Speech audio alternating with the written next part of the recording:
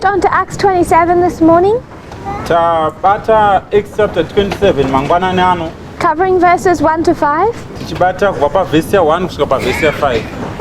I particularly want to highlight this history of Panium to Sunday law. patanyanya kubatisisa inhoroondo inobva papanium kusvika pasunday law. We're seeing a transition from the 6th to the 7th kingdom of Bible prophecy. tanga tiri kuona kuchinja kweumambo hwechi6 nehwechi7 mukati mechiprofita. The 6th is the lamb-like beast of Revelation 13. hechi6 ndo chikara chakafanana negwai chiri pana zvakazvarwa chapter 13. As the lamb-like beast falls, chikara ichi pachinenge chichiwa, we then find that that same entity speaks like a dragon. ndopatinoona kuti chikara chimwe chete icho chinotanga kutaura seshato, And it appears to be more powerful afterwards than it was before. saka chikara ichi chinobva chava nesimba kudarika zvachanga chinacho kumasure. It has a concept of church and state. pane pfungwa yemubatanidzwa wesangano nezvematongerwo enyika. Principles that we symbolize by calling them Sunday laws. pfungwa idzi ndo dzatinoti kana taakudzidana tinodziti Sunday law. It's powerful enough to not only force them on their own people, nyika inenge yane simba rokuti inenge isingagoni kumanikidzira pfungwa idzi pavanhu vavo chete, but in this history, asi mukati menhoroondo they're enforcing them across the whole world. yava kuisa pfungwa idzidzi pasi rese tenderere. So you know that whatever the fall of the United States looks like, saka tinoziva kuti zvingareva kudonha kweunited states it's becoming more powerful than it was before. zvazvinoreva ndezvokuti yava kutosimba kudarika zvayakanga iri kumasure.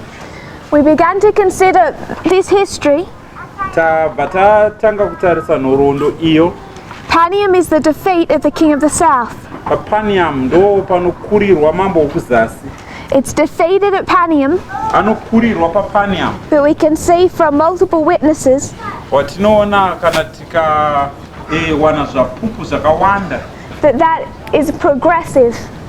kuti kuva kunoitika michana michana. It's defeated at Panium, anokurirwa papanium but it falls progressively asi anotanga kudzika zvishoma neshoma till its destruction at Sunday law. kusvikira painozoparadzwa patinoti pasunday law. So we mark Panium to Sunday law as the fall of the king of the south. saka tinoona panium kusvika pasunday law ndo patinoona kuwa kwamambo okuzasi. So what we have done, saka zvataita so we've gone back to the beginning of our reform line. taenda kukutanga kwenhoroondo yedu yereform line redu. The beginning of this line is going to explain the end, kutanga kwenhoroondo yedu ndokunotsanangura magumo acho, because the king of the south has been defeated before.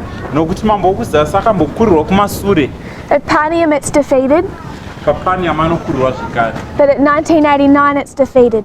nokuti pa1989 akakurirwa. So if we want to understand Panium to Sunday law kana uchida kunzwisisa nhoroondo inoitika pakati pepanium kusvika pasunday law and what the seventh kingdom looks like, uye kuti umambo hwechi7 hwakaita sei, we need to go back to 1989 to 91. tinofanira kudzokera mugore ra1989 kusvika gore ra1991. This fall of the king of the south, kuwa uko kwamambo wokuzasi and understand what that looks like. tinofanira kunzwisisa kuti kwakambomira sei. Begins to fall at 89, it's defeated here. anotanga kuwa mugore ra1989 ndo paanotanga kukurirwa. But the Soviet Union doesn't dissolve until 1991. asi nyika yesoviet union haizoparari zvachose kusvika tasvika gore ra1991. So it's a process. saka zvinhu zvinoitika zvishoma nezvishoma. So we went back into this history and started to consider the politics. saka tadzokera kumasure munhoroondo kuti tive tinoona kuti chiko chaiitika chakakonzeresa. You had two world wars, takanga tine hondo mbiri dzepasi rose, millions of death pane vanhu vazhinji vakafa, and destruction, pakaparadzwa zvinhu zvizhinji. and this was Germany zvakakonzereswa nenyika inonzi germany as a fascist power, senyika yakanga ine chifascist, is nationalistic, nyika inotongwa yakazvimirira yoga, wanting to be the world's superpower yaida kuti ive nyika iri pamusoro penyika dzose pasi rese. and enforce its will on other countries. Yobva yatanga kuisa zvainofunga iyo pane nyika dzimwe dzose. When Germany is defeated finally at the end of World War II, Germany painozokurirwa panogumira hondo yechipiri yepasi rese, the victorious countries form the UN. nyika dzakakurira dzese dzinobva dzagadzira boka rinonzi reUN. The purpose is to prevent another superpower like that of Germany. Chikonzero chavari kuzviitira ndechekudzivisa kuti paite imwe nyika imwe chete inova pamusoro pedzimwe nyika sezvaive Germany. And this leads to a tense few decades Izvi zvinobva zvakonzeresa makore anokwana kuita 10 where the UN is also having to work with two superpowers, idzo apo bato reUnited Nations raishanda nenyika mbiri dzine simba, the Soviet Union and the United States. Soviet Union neUnited States. And this is described as a bipolar world Izvi ndo zvinotsanangurwa nevara rinonzi bipolar world, because bi means two, nokuti bi zvinoreva mbiri, pole means opposites, pole zvinoreva kuti dzakapesana, like opposite poles, North Pole, South Pole. sezvatingaita kuti kupesana kwakaita kumusoro nekuzasi. So you have two superpowers or bipolar. Saka tine masimba maviri kana kuti bipolar, And they're restraining each other. vakanga vari kuzama kudzikisirana. As the Soviet Union begins to fall, Soviet Union payakatanga kudonha, America begins to rise, America yotanga kusimukira, and Gorbachev comes up with a plan. Gorbachev obva afunga zana, Says, we don't want another Germany, obva ati hatidi imwe Germany futi, doesn't trust the United States, havasi kuvimba nyika yeUnited States. so we need to make sure that it's the UN that dictates terms in this history. Saka tofanira kuita kuti UN ive iyo iri pamusoro penyika dzose mukati menhoroondo iri pamberi. And it's Gorbachev's concept of the New World Order Saka ayo ndo maonero aGorbachev kana achitsanangura mamiriro matsva enyika ino pasi rese, that speaks of the United Nations controlling affairs, anotaura pamusoro peUnited Nations iri pamusoro penyika yose. and it's the concept of globalism, Ndo pfungwa inonzi pachirungu globalism. another word for multipolar. Rimwe vara rinotsanangura izvo nderekuti multipolar. But George Bush and those in his administration Asi George Bush neavo vaanotonga navo see multipolar as a threat to US dominance. vari kuti pfungwa iyi yemultipolar inenge iruda kusundira pasi America. They want to make sure that the United States is the world superpower, Ivo vari kuda kuti nyika yeAmerica ive nyika iri pamusoro penyika dzese pasi tenderere. and that superpower status cannot be threatened by any other country. Saka vari kuti iro danho ravari kuda kusvika iri harifaniri kuvhiringidzwa chero nani zvake. So from his presidency in 1989, Saka kubva paanoitwa mutungamiriri wenyika mugore ra1989, George Bush is working against this idea of a multipolar world. George Bush ari kushanda zvizhinji achidzivisa pfungwa yekuti nyika zhinji dzive nesimba pasi tenderere. There was a document leaked in this history Pane chinyorwa chakanyorwa mukati menhoroondo iyi about how the United States meant to protect its status as the superpower. pamusoro pekuti nyika yeUnited States yakazama sei kuchengetedza danho rayo pasi rese. Whenever a country started to become powerful, Pose patinoona nyika ichitanga kuva nesimba, whatever that power looked like, zvisinei kuti simba iri rinenge rakambomira sei. it could be military, Inogona kuva simba pamusoro pezvechiuto, it could be through resources, inogona kuva simba riri simba pamusoro pezviwanikwa, or it could be economically. kana kuti pamusoro pemari. If a country started to become more powerful, Kana nyika ikatanga kuwana simba rakawanda, the United States must crush it United States inobva yaenda kunopwanya nyika to protect its status. kuti ive inochengetedza chinzvimbo chayo. So if you see another country Saka kana imwe nyika building up a strong economy, yakuumba zvemari yayo, The United States must suppress its economy. Nyika yeUnited States inofanira kuenda kunodzivisa kukura ikoko. They were very open about this. Izvi vanonyatsobuda pachena pamusoro pa. They must never allow a rival havafaniri kutendera imwe nyika inoda kurwidzana navo to rise up to a position where it could threaten America. kuti vainosimukira kuenda pachinhano chekuti inoita kunge yava kuda kuvhiringidza America. And they defined a threat Ivo vano as any country that would have a stronger economy, zvinoreva nyika zvayo ine upfumi hwakasimba, a strong military, kana kuti ine hondo yakasimba, anything. kana chinhu chipi chakasimba. So in this history, Saka mukati menhoroondo 1989, kubva gore ra 1989 Iraq or Saddam Hussein is beginning to threaten Kuwait. Iraq kana kuti murumaini Saddam Hussein ava kuda kuvhiringidza Kuwait. In 1990 he invades Kuwait, mugore ra 1990 anopamba nyika yeKuwait, and he automatically controls 1/5 of the world's oil supply. saka murume uyu anotanga kuisa pasi pake 1/5 yemafuta enyika yose.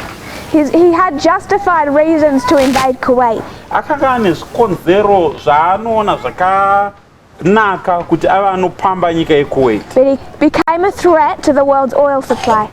asi ndokubva nokuti Kuwait yakanga itwe mupasi vese mafuta, murume uyu anofanira kuti ava anopwanyiwa pasi. In this history, Mukati menhoroondo iyi Gorbachev introduces the phrase the New World Order. Gorbachev anounza shoko rekuti New World Order. George Bush redefines it. George Bush obva aritsanangura zvarinoreva On September 11 of 1990, mugore musi waSeptember 11 na1990 his speech towards a New World Order. mukati mechitaurwa chaakataura chaichine musoro wokuti New World Order. And what he's saying, Zvaari kutaura it has been two superpowers. kumashure kwava kune masimba maviri.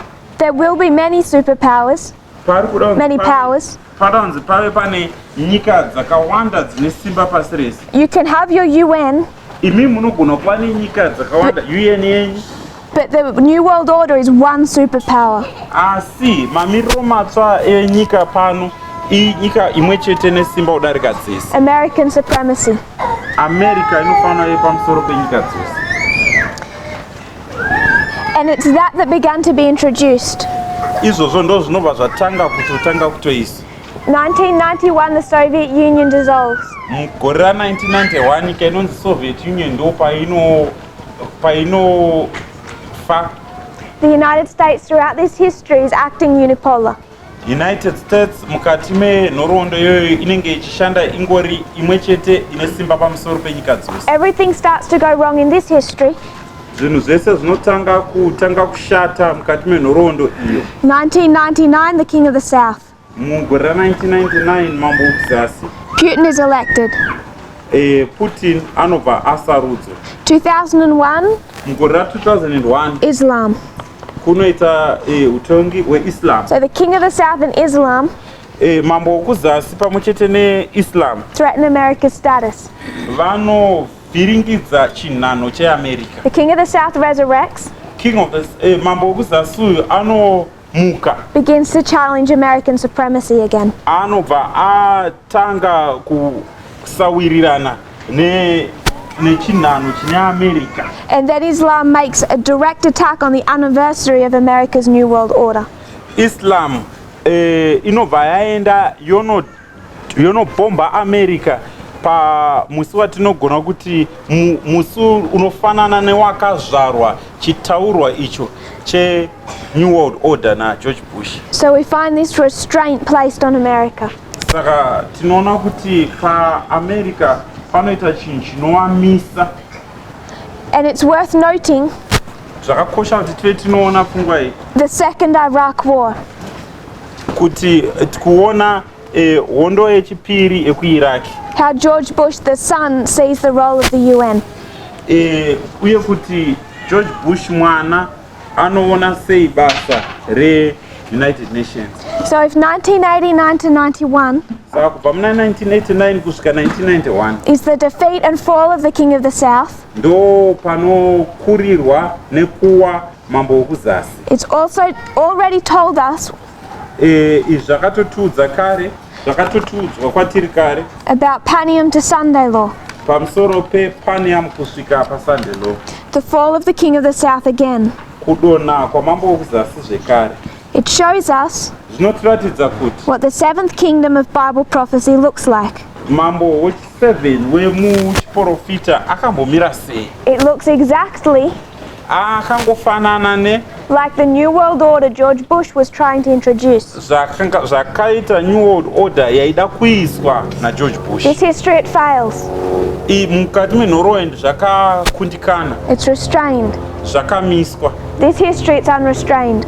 Mukati menhoroondo iyi hakuna chichazvimisa. They have multiple problems in this history. Vane matambudziko akawanda mukati menhoroondo iyi. Problems within their own government, Vane matambudziko mukati mehurumende yavo. problems with the economy. Vane matambudziko mukati meupfumi hwenyika yavo. Trump could have been president, but he goes bankrupt.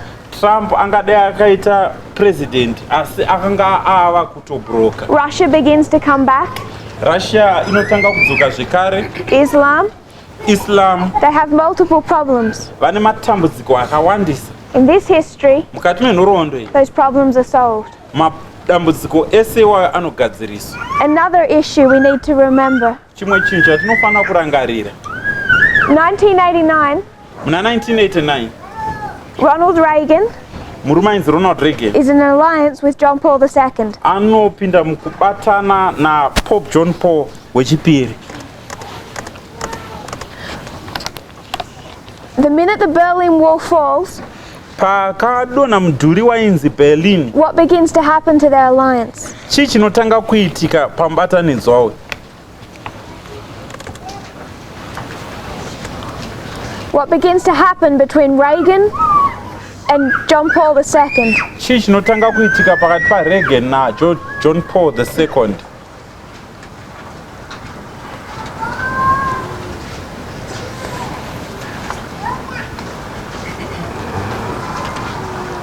When George Bush wants to invade Iraq, George Bush paari kuda kunopamba nyika yeIraq, what's the response of John Paul II? John Paul II anopindira pane izvozvo achiti kudii?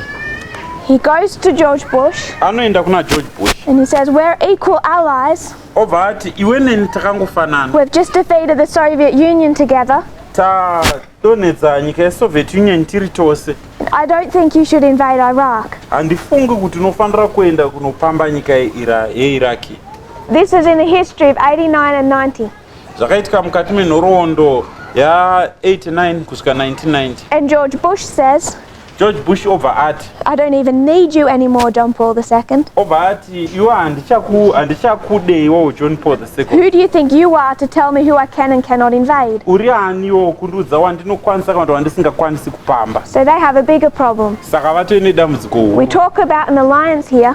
Apo tinotaura pamusoro pekubatana kwavo. That alliance is worthless November 10 of 89. Musi waNovember 10 1989 kubatana uko hakuchina zvakuchareva. We all think they've come together at 9/11. Isu tinofungidzira kuti vakabatana pa 9/11. Long before 9/11, 9/11 asati asvika, any alliance between the papacy and the United States had broken apart bitterly. kubatana kweAmerica neCatholic kwakanganisika zvikuru. April 1st of 1991, Kubva musi waApril 1 muna 1991, John Paul II is speaking about the Iraq War, John Paul wechipiri ari kutaura pamusoro pehondo yekuIraq, better known as the war in the Persian Gulf. inozikamwa ichinziyo hondo paPersian Gulf. He says it's a darkness Anoti irima, that has cast a shadow over the whole human family. irima rakonzeresa kushata chaizvo pamhuri yose yevanhu. He says America made the choice of aggression Anoti America yakaita sarudzo yekunopinda nechisimba and violated international law ndokubva yakanganisa mitemo yepasi rese when it thought it should intervene taifungidzira kuti payaifunga kuti iri kupindirira and solve the tension between two groups by war. kuti payakafunga kuti iri kupindira kugadzirisa kurwisana kwemapoka maviri nehondo By death. nekuuraya vanhu. So he's publicly fighting the United States by 1991. Saka probably He's publicly fighting. saka ari kutorwisana neamerica pachena muna 1991. 2001 is a war in Afghanistan. Muna 2001 kune hondo yakaitika kuafghanistan. And John Paul says, John Paul uyu anoti you can defend yourself against terrorists, munogona kuzvirwisa imi kuzvimiririra pamusoro peavo vanoda kurwisai, but you cannot hold entire nations to account. asi hamugoni kuti muzoti nyika yose ndo ine mhosva. 2003, Muna 2003 John Paul II John Paul II says to the United States, anoti kunyika yeamerica, do not invade Iraq again. musapinda muiraq zvekare muchiipamba. He says, Anoti I have one or two things to say to the United States. ndine zvinhu chimwe chete kana zviviri zvandingade kutaura kunyika yeamerica. The Pope says, Pope anoti this should be done in participation with the international community, izvi zvinofanira kuitika takabatana nevanhu vese vanogara pasi pano, with the permission of the UN. tichitungamirirwa tine mvumo yeunited nations. So pretty much directly after 1989, Tiri kutoona kuti after 1989 zviri pachena, we can no longer speak about any alliance between the papacy and the US. hatigoni kuona mubatanidzwa pakati pepapasi neamerica. So there are many things in this history that do not go to plan. Pane zvinhu zvakawanda zvisingaende nenzira yakarongwa, But the overall intentions of the United States never changed. asi zviri kunyanya kudiwa nenyika yeunited states hazvichinji. They see themselves as unipolar. Vanozviona ivo senyika ine simba kudarika dzese pasi pano.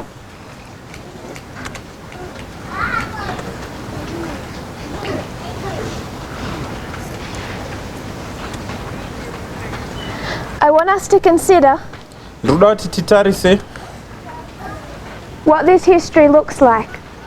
kuti nhoroondo iyi yakambomira sei. When we say the sixth Patinoti chechi 6 is the USA, yeamerica, the seventh is the UN, H7 United Nations, I would suggest ndiri kuda kuti titi that would be a good thing. chinhu chakanaka ichi, That's positive. chinhu chakanaka. Because what does the UN look like? UN yacho yakamira sei. If we were to draw what the UN looks like, Kana tikada kuti tinonyora kuti UN yakambomira sei, you have this organization, tine sangano rakaita seri. and what makes the UN up? Saka mukati mesangano muna nani? It's representatives Mune vamiririri from all countries. vanobva munyika dzose. So Saka you have a representative from the United States, saka tine mumiriri anobva kuamerica, from Russia, anobva kurussia, England, anobva kuengland, France, anobva kufrance, Germany. anobva kugermany. You also have the Palestinians.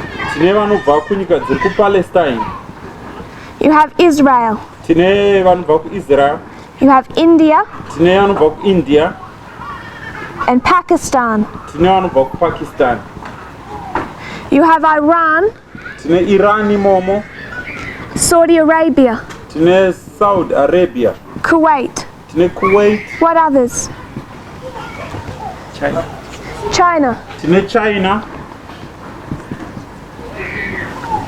Now I know we can put all the countries up here, Tinogona kuisa nyika dzose apa, but how we see the UN, asi maonero atinoita united nations, when we think of it as a bad thing, patinofunga nezvayo chiri chinhu chakashata, is this group of powerful people tinoona riri boka revanhu ava vane simba that all come together vanobatana to plot how they can control us. kuti vave vanoona kuti voita sei kuti vave nesimba pamusoro pedu, bring about some type of agenda. vobva vauisa chimwe chinhu chakavigwa chavaroda kuburitsa. But if we actually consider what the UN is, asi tikanyatsotarisisa kuti ko chii chinombonzi UN, it's all these different countries kuti nyika dzese dziri umu coming to one table. dzinogara patafura imwe chete. Most of them hate each other, Vazhinji vacho vanovengana, but if they want to get anything done, asi kana vachida kuti vave vanoita chinhu they're forced to work together. vanomanikidzika kuti ngatishandei tese. So if you come to the UN, Saka kana ukauya ku-UN you see Israel and Palestine. unoona Israel nePalestine Do they get along?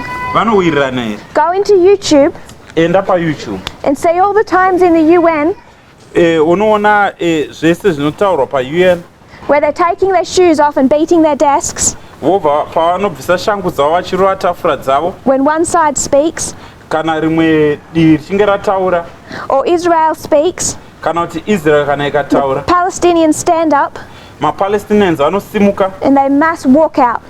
vanofanira kutobuda They hate each other. vakavengana. If they want to work, Kana vachida kushanda they have to come together. vanofanira kutobatana. You could talk about India and Pakistan. Unogona kutaura pamusoro peIndia nePakistan. Do they get along? Vanowirirana here vana? No. Havawirirani. Mortal enemies. Vakavengana zvisingaiti. But they're forced to come together. Asi vanomanikidzika kuti vabatane. The same with many of these countries. Zvetinozviona pamusoro penyika dzakawanda ipapa. Iran and Saudi Arabia. Iran neSaudi Arabia. Mortal enemies. Vakavengana. United States and Russia. USA neRussia. The UN is not a collection of friends United Nations hausi mubatanidzwa weshamwari with one agenda. vane chimiso chimwe chete. They're an organization of enemies Isangano revanhu vakavengana with many agendas. vane zvinhu zvakasiyana siyana zviri mupfungwa mavo. Do we really think that the UN, Tinonyatsofungisisa here all these, kuti all these countries, nyika dzese idzi, Iran and Saudi Arabia, Iran neSaudi Arabia, Israel, Israel, one of America's closest allies, imwe yenyika dzine ushamwari hwakasimba neAmerica, are going to willingly introduce a Sunday law? kuti vachawirirana kuti ngatiise mutemo weSunday. Israel is nationalist. Israel inyika inozvitarisa iyo. They're proud of their culture. Vanofarira zvakanyanyisisa maitiro avanoita zvinhu munyika They're mavo. a US ally. Vanowirirana neAmerica. Are they going to willingly introduce a Sunday law? Kana kuri kuti vawirirana kuti ngatiise mutemo pamusoro pesvondo, No. havafi vakaita izvozvo. The reason it won't be them, Chikonzero chinoita kuti vasadaro because the seventh kingdom of Bible prophecy does not look like them. inyaya yekuti umambo hwechi7 hwechiprofita hauna kuita seizvozvo. It looks the same Hunofanana as this history. nhoroondo iyo.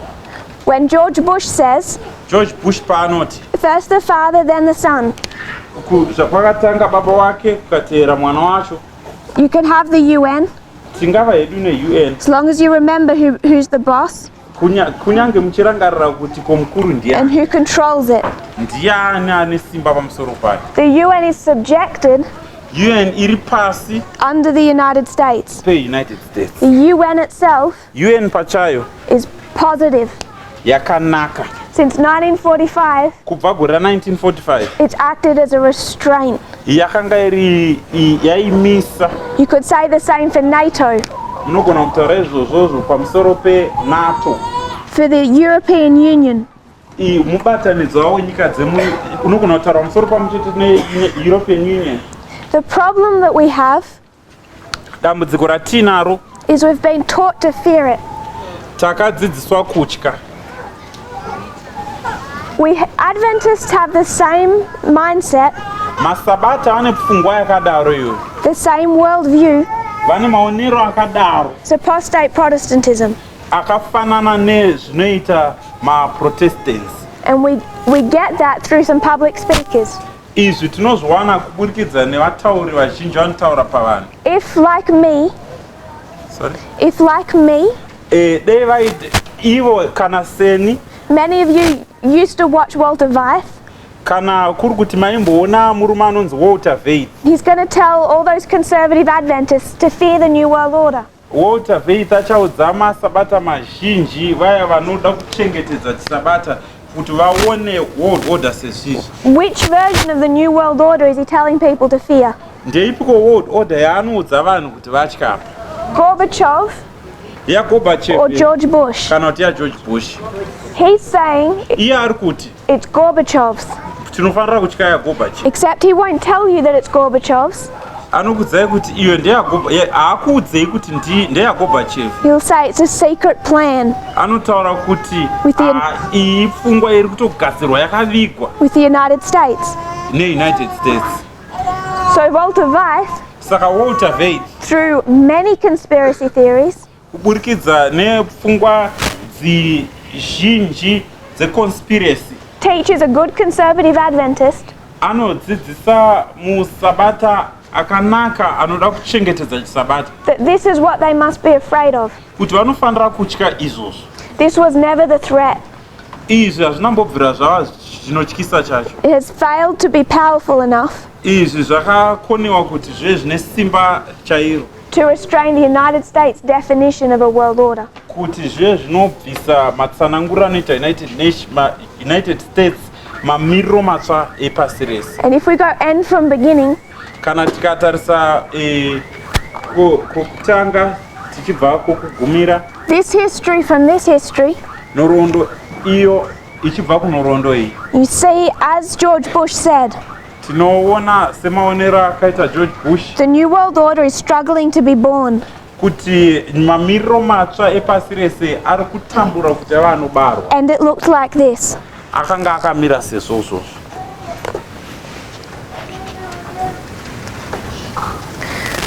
This is what Vladimir Putin started to fight when he came to power. Izvi ndo chinhu chakatanga kurwiswa naVladimir Putin paakapinda pasimba.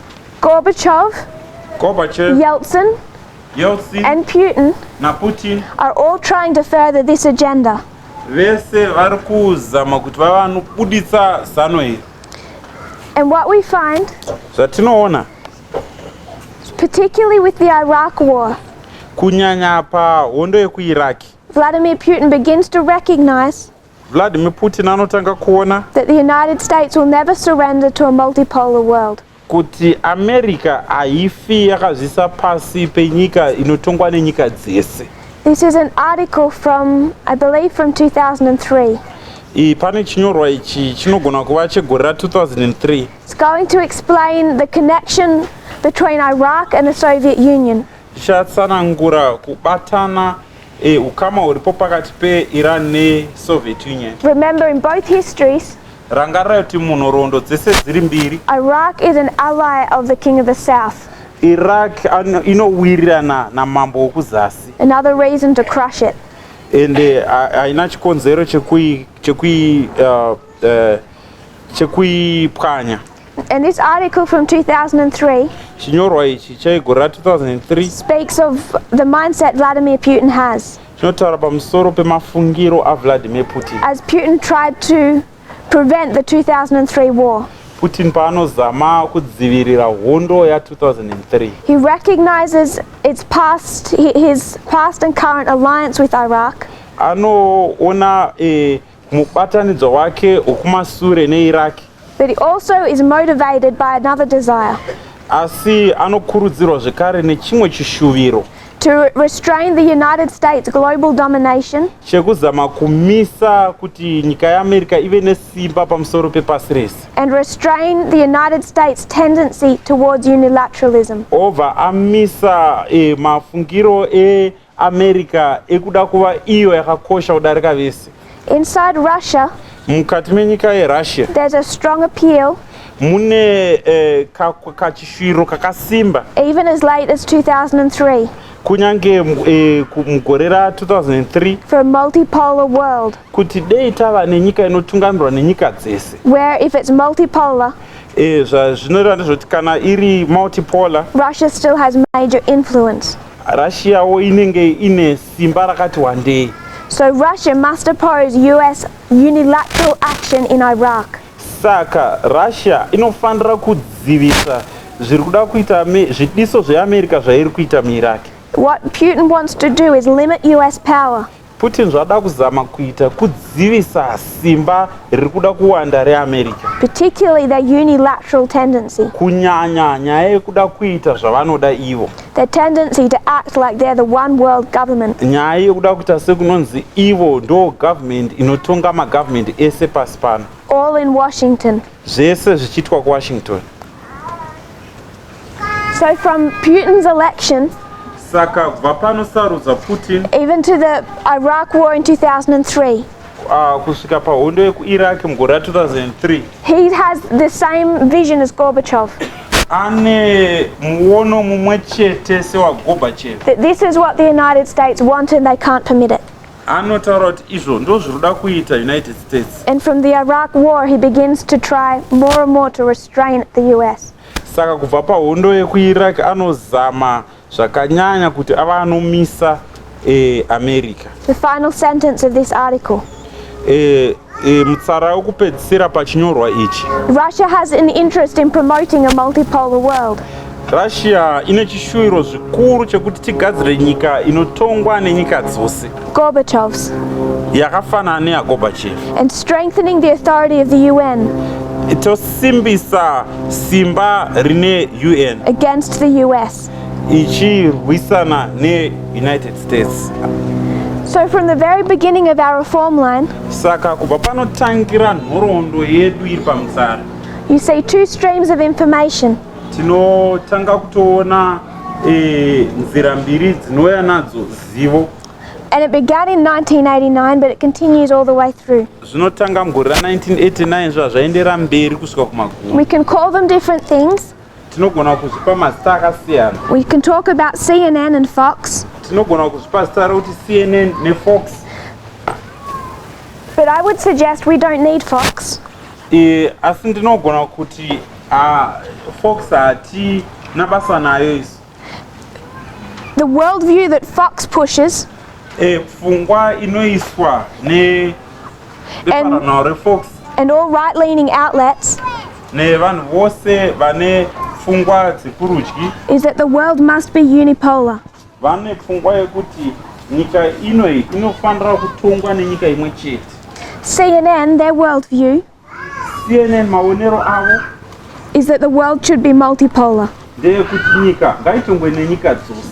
This, I would suggest, is the major division between the two. Izvi ndo zvandinoda kuti nini ndo musiyano mukuru pakati pe mapato maviri aya, Unipolar, multipolar.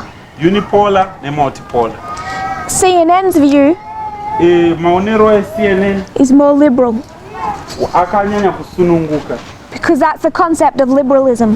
ndo pfungwa ine vanhu vakanyanya kusununguka. Fox is conservative.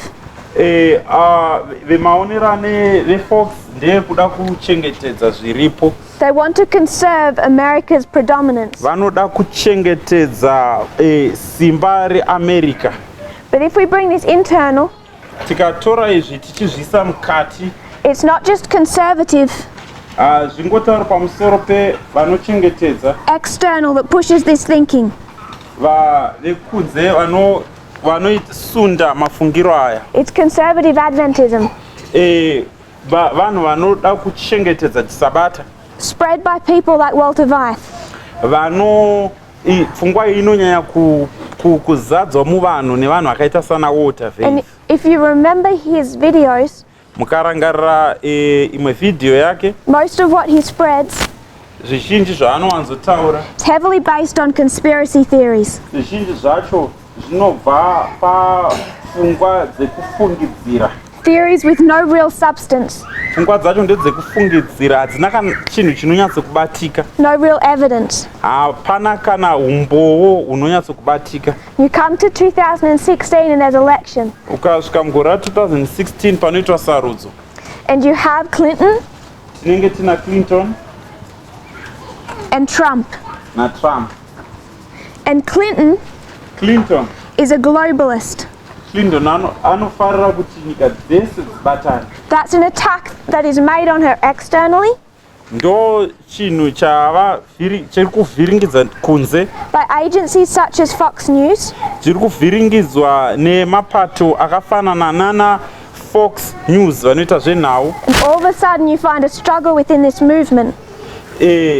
Panguva iyoyo tinobva tatanga kuona kunetsana pakati peboka iri. We recognize that Trump sounds bad, Tinotanga kuona kuti Trump anenge akashata. but Clinton is a globalist. Asi Clinton anenge anoda zvekubatana kwenyika yose. She has friends in the UN. Ane shamwari dziri kuUnited Nations. She's part of this. Ari mukati meboka iri. And the reason why we can't see clearly in 2016 Saka chikonzero chinoita kuti muna 2016 tisaone zviri pachena. is because our conservative worldview, Nekuda kwokuti maonero edu ekuchengetedza zviripo. through people like Walter Weiss, Kuburikidza nevanhu vakaita sana Walter Weiss. have taught us that this is the threat. Akatiratidza kuti icho ndo chakashata icho. So we could say it could easily be Clinton just as much as Trump. Saka taigona kuti kunogona kuita Clinton kana kuti Trump. Because isn't the seventh kingdom the UN? Ko handiti nyika yechi7 muchiprofita United Nations. I want to read an article.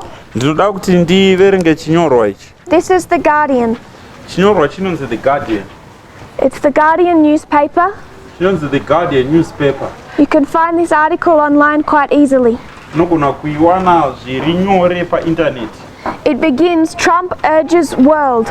Inotanga ichitiyo Trump anokurudzira nyika. This is Trump. Uyu ndi Trump uyu.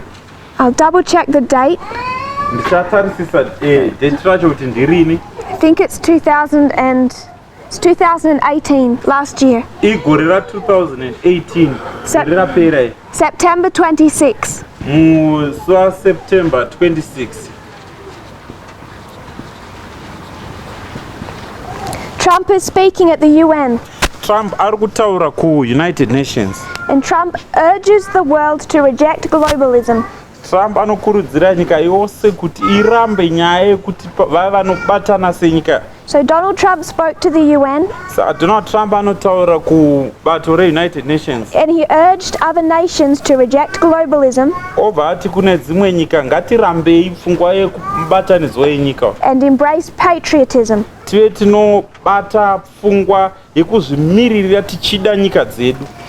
In his address, Kutaura kwake he highlighted the achievements of his presidency. anotaura zvinhu zvaakagona kubudirira kuita paakanga ari president. Attacked his enemies, akanorwisa mhandu dzake and spoke strongly against multilateralism.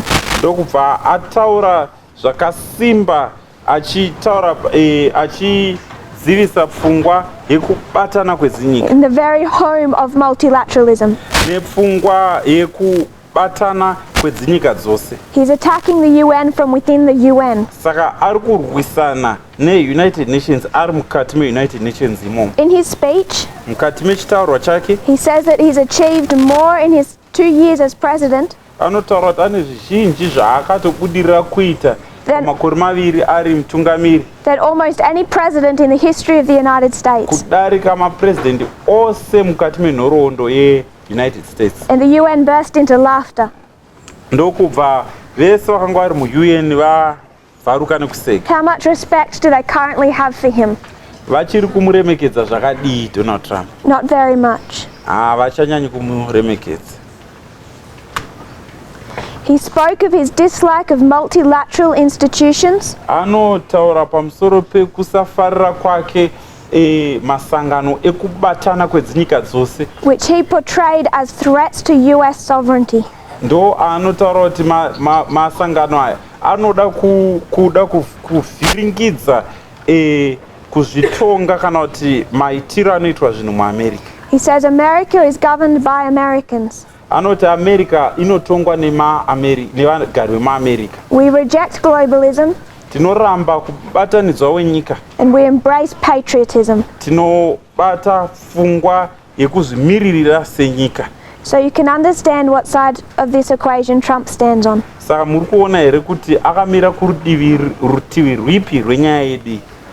They find it interesting Tinoona chiri chinhu chinonakidza kutarira that Russia declined to attend Trump's speech. kuti Russia yakaramba kunopinda kuti iterere Trump achitaura. They weren't in the speech. Vakapinda maitwa speech. Trump didn't attack them in his speech. Trump haana kuda kuvarwisa pachitaurwa chake. You find after he spoke, tinoona Trump apedza kutaura, others just stood up to speak. Vamwe vakasimukawo kuti vataure. Particularly Macron, the French president. Kunyanya anonzi Macron, president wekufrance. First of all, I'll quote the UN Secretary General. Chekutanga ndichataura mashoko Secretary General weku UN. He says democratic principles are under siege. Anotaura kuti nyaya dzeutongi wekutsa ruzhinji dzaakuda kurwiswa. Challenges are arising. Pane zvimhingamupinyo zviri kusimuka. Multilateralism is under fire. Nyaya yekubatana sedzinyika yakuda kurwiswa. Exactly when we need it the most. Apo tinotofanira kubatana. So if you ever needed multilateralism more to restrain a superpower, it's now. Saka kana pane nguva yatinofanira kuti tibatane paite mubatanidzo wedzinyika kuti pashaye nyika inoda kuenda pamusoro pedzimwe ndinhasi.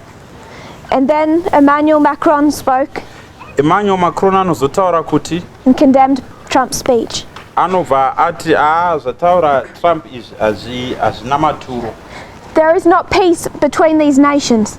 Hapana kubatana pakati penyika idzi. There is not peace between the United States and the UN itself. Hapana kubatana kana kuti kuwirirana pakati pe UN nenyika yeAmerica. The UN agency that investigates war crimes bato reku-UN rinoona nezve mhosva dzinoitika muhondo tried to investigate the United States. Rakazama kuenda unoshoropodza nyika yeUnited States.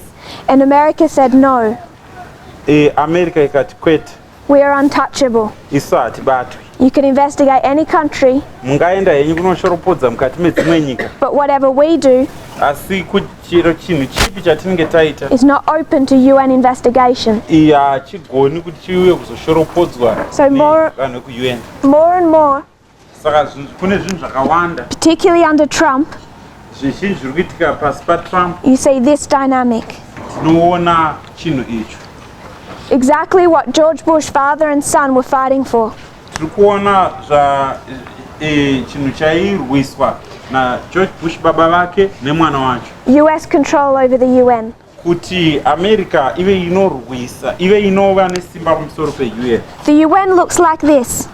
UN inotaridzika sezvizvi. Many countries. Mune nyika dzakawanda. I would suggest Ndinoda kuti inini that is good. Zvakanaka izvi. The UN that's coming is the seventh kingdom. UN painobuda yava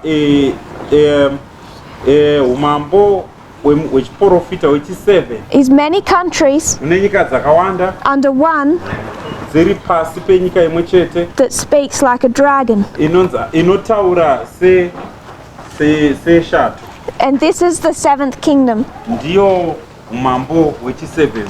People are critical of the UN vanhu vazhinji vanoda kunyatsozivisisa nezve-UN because it furthers many religions. nokuti inobatsira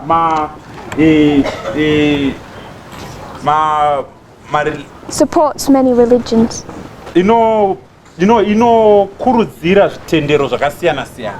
I would suggest that's good. Izvo zvakanaka izvo. Every religion is given freedom to operate. Nokuti chero chitendero chipi chinopiwa mukana wakasununguka kuti chivepo. But what is coming Asi chaakuuya is not this dynamic. hazvisi izvi. There will be many religions Kunenge kune manamatira zvitendero zvakasiyana under one, zviri pasi peimwe chete Protestantism, yekurwisana nechiroma which is already spreading today. inova iyo yava kutozara iko zvino. So in summary, Saka taakubatanidza pfungwa dzedu.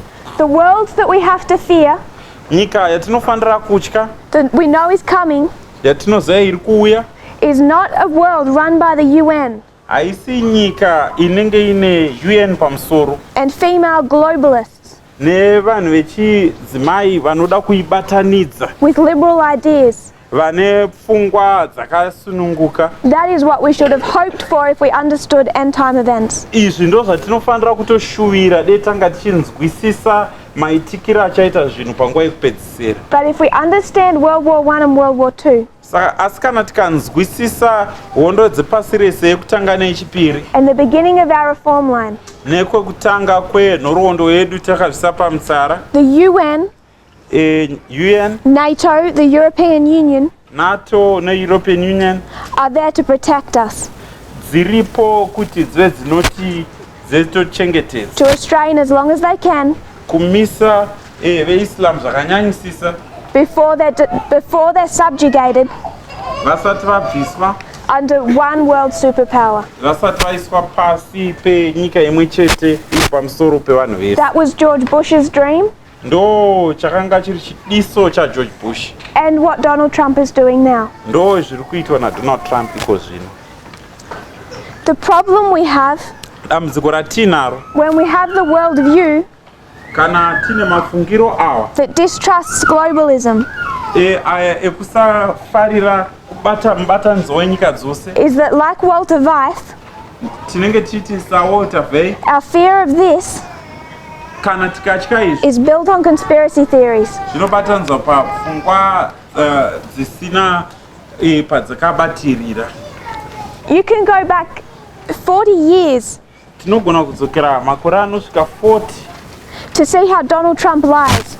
kuti tinoona kuti murume anonzi Donald Trump anoreva nhema sei. When he wanted to start making an impact in politics, Paakatanga kuti ava anopinda mukati medzematongerwo enyika, what did he start to say? akatanga kutaura kuti kudii? Obama Akatanga kutaura kuti Obama is Kenyan, ndewekukenya and a Muslim. uye zvekare ndewechiislam, ndewechimuslim. Donald Trump starts his rise in politics by using conspiracy theories. Donald Trump achipinda mukati mezvematongero enyika anotanga kushandisa pfungwa dzisina padzakabatirira idzodzo. And he uses his conspiracy theories Anoshandisa pfungwa idzodzo dzisina padzakabatirira to convince the people kuti ava anoudza vanhu that this is what they should fear, kuti vanofanira kutya izvi, and he's the only one that can protect them from it. uye ndiye ega anogona kudzivirira vanhu kuti vasangane nezvozvozvo. Obama is a globalist. Obama anoda kuti nyika dzose dzibatane. Clinton is a globalist. Clinton anoda kuti nyika dzese dzibatane. And he says, I'm your only hope Iye obva ati inini ndini chinhu chega chasara, because he's going to create fear nokuti achakrieta kutya the same way Hitler did. sezvakangoita Hitler. All of these agencies are working against you. Mapato ese aya vari kushanda kurwisana nemi. So he'll attack the UN. Saka airwisana neUN, He'll attack the World Health Organization. obva arwisa veWorld Health Organization. He'll say vaccines are hurting you. Anotaura kuti mavaccines aya ari kuuraya. Obama is part of a conspiracy plot. Obva ataura kuti uyo anonzi Obama ndiye umwe wevanhu vari kuita zvinhu zvakavanda zvokuda kurwisai. Clinton secretly killed people. Otaura kuti Clinton akauraya vanhu muchihwande. He furthers all these conspiracy theories because they further his agenda. Anoisa pfungwa dzese idzi dzenhema kuti ava anobuditsa zvaari kuda kuita iye. He's using the exact same conspiracy theories Ari kushandisa pfungwa idzi dzenhema idzi you would find shared in conservative Adventism. dzamunoona dzichidzidzwa mukati mechisabato. There's two streams of information, Pane nzira mbiri dzekuwana zivo, two different worldviews, pane maonero maviri akasiyana, and it's not safe to say uye zvine njodzi kuti uti that the Ula and the Hiddekel kuti uti Ulai neHiddekel are equally bad. kuti dzese dzakashata. We wouldn't say that in 1996 with the Time of the End magazine, Taisagona kudaro mugore 1996 panobuda magazine ronzi Time of the End, when our William Miller stood in opposition to the church. apo William Miller wenguva ino akamira achirwisana nesangano. So we cannot say that Saka tigoni kutaura izvozvo in the plowing time of the Nethinims. panguva yekutimbinurwa kwemahedheni. If both sides are equally good and bad for the Nethinims, Kana mativi ese maviri aya ese akanaka kana kuti kushata kune vari kutimbinurwa, go to the plowing of the priests and say that. dzokerai panotimbinurwa maprista munotaura izvo. And you know we can't do that. Asi handi tinoziva kuti hatigoni kudaro. The whole world is being divided Nyika yose iri kupatsanurwa between two different worldviews. pakati pemaonero maviri iwaya. You can bring into this Unogona kuunza mune izvi the test we're facing. Zvinogona kutizungura pamberi apa, Because what promotes this agenda nokuti zvinokurudzira mafungiro aya is all based on conspiracies, zvese zvinobva pamanyika. created fear. Kutya kunogadzirwa, And just like World War I and World War II, sezvakangoita hondo yekutanga yepasi rese neyechipiri, the issues of race, gender and equality, nyaya dze varume nemadzimai nerusaruro gwanda nekufanana, because a multipolar world, nokuti mukati menyika inotongwa nenyika dzese the only worldview that stands for equality. ndo muonero umwe chete unoti aiwa takafanana. From the biggest perspective we can have. Nemaonero akati kurei atinogona kuona nyaya iyi. Two streams of information. Nzvimbo mbiri dzinouya nadzo zivo. It's already dividing people world over. Ndo zvinhu zviviri zviri kutopatsanura vanhu pasi rese. You can see extremes. Tinogona kuona zvinhu zvakanyanya kuenda kune rumwe rutivi. Many people confused or still deciding. Vanhu vazhinji varichiri kufunga kuti vodii, havasi kunzwisisa zviri kuitika. But if you look at the latest gun violence in America, Asi kana mukatarisa kurwisana kwakaitika muAmerica manje apa nepfuti, they have internal terrorists vane vanhu vari kutovaparadza vemukati, killing immigrants, vari kuuraya vanhu vanoshanya munyika yeAmerica, Jews, Muslims, black people, maJudha, maMuslim nevanhu vatema, because they believe nokuti vanotenda kuti that they're to fear them. vanofanira kuvatya. They're using the same language as Trump. Vari kushandisa matauriro mamwe chete anofanana naTrump. American supremacy is under threat Vari kuona kuti nyaya yekuda kuve pamusoro pedu yakuda kurwiswa by an immigrant invasion. nevanhu vazhinji vari kuita zvokushanya munyika medu. They're on this side of the issue. Havasi kunyatsonzwisisa nyaya iyi. And the split is just becoming more and more farther and farther apart. Kupatsanuka uku kuri kuramba kuchiitika. And we find the same streams dividing them Tinobva taona kuti nzira dziri kuwana zivo mbiri idzi dziri kuvapatsanura. the same worldview Maonero mamwe chete begins to divide Adventism ndo anotanga kupatsanura chisabata outside and inside this movement. mukati meboka rino iri nekunze kweboka rino. Because conservative Adventists Nokuti masabata anoda kuchengetedza are thinking like conservative Protestants. vanofunga se vanopokana neRoma vanoda kuchengetedza zvekare. Most of this thinking comes from apostate Protestantism. Mafungira aya mazhinji aya anobva vanoda vaipokana neRoma kare vakapanduka. It requires unlearning Zvinotsvaka kudzidzinura to really think about the implications of this. kuti tive tinonyatsoona kuti zvinhu zvinogona kurevei izvi. That we're required to stand on one side. Tinofanira kumira kurutivi rumwe chete. People can think this is an American problem. Vanhu vanogona kufunga kuti iri dambudziko reAmerica. In 2014, Mugore ra2014 you see it begin in America. tinoona America itsva ichitanga. 2014 is Sunday law Muna 2014 pane Sunday law. for our fractal. Kana tiri kutarisa chidimbu chenhoroondo yedu isu. So we already know what the seventh kingdom looks like. Saka takutoziva kuti nyika umambo hwechi7 hwakamira sei. It's already rising. Hwakatotanga kusimuka. Just like after the Sunday law, sezvatinogona kuona Sunday law yakumberi. country after country begins to fall. Nyika nenyika dzinotanga kuwa. Brazil It's gone. hakuchina. They have a worse president than Trump. Vane president wakanyanya kushata kudarika Trump. And then you go to Brazil, Kana ukaenda kuBrazil and they have a populist dictator vane munhu anoda kutonga zvisingagutse ruzhinji. You speak to Brazilians in this movement Mukataura nema-Brazilians vari mukati meboka rino, and they say Trump is bad, we see it. vanoti Trump wakashata, tinozviona. But we need our president. Asi president wedu wekunyika kwedu tinomuda. He's going to make Brazil great again. Achaita kuti Brazil ive nyika yakakurumbira zvakare. They just failed their Sunday law.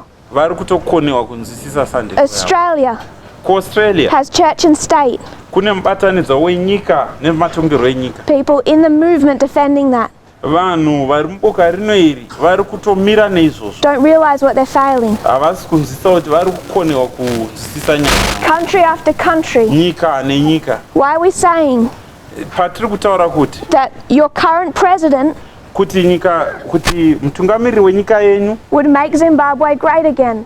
achaita kuti nyika ino yeZimbabwe ive inokurumbira zvekare. It's because of the wrong worldview. Inyaya yemaonero asiririwo. It's not an American problem. Harisi dambudziko reAmerica. 2014 is the Sunday law. Gore ra2014 iSunday law. Country after country is already falling. Nyika nenyika dziri kuwa. What we need to consider Zvatinofanira kuti tione is what they're falling to. kuti ndezvekuti vari kuwira panyaya yeyi.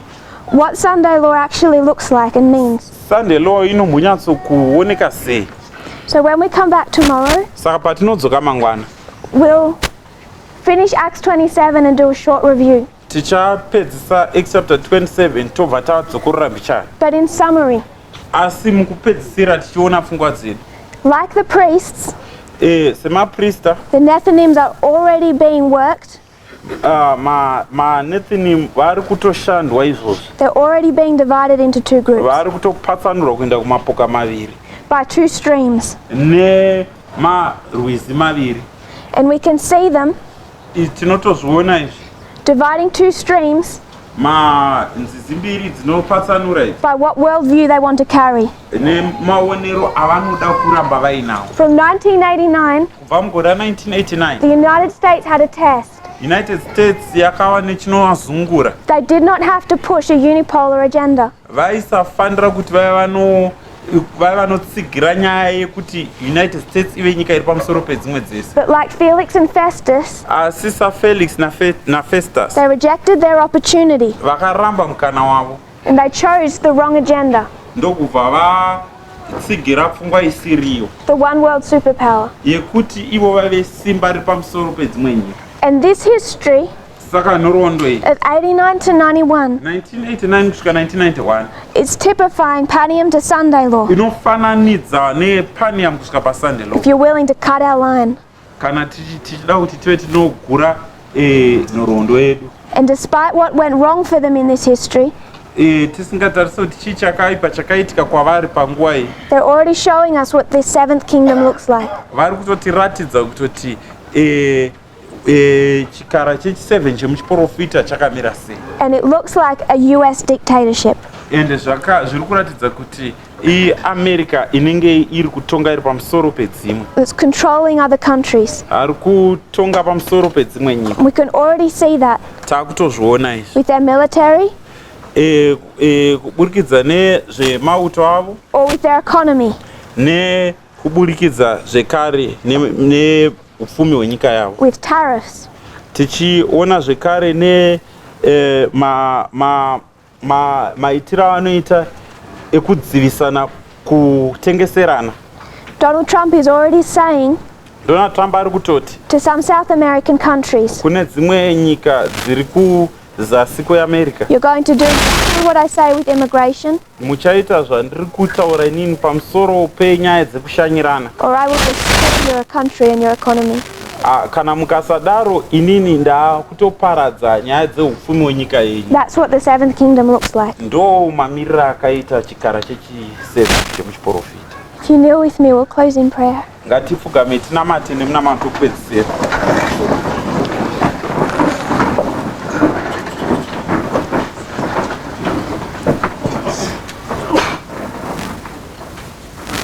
Dear Father in heaven, thank you for this camp meeting, the opportunity to collect together and study.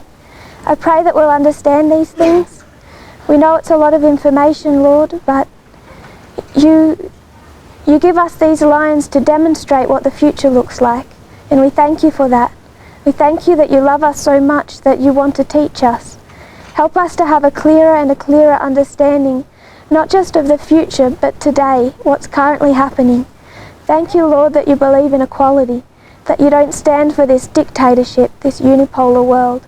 I pray that as we look at these things, that we'll be able to also have a clearer understanding of your character, of who and what you are, of how you see your people, and may we more and more reflect that in our own lives. I pray this in Jesus' name. Amen. Amen.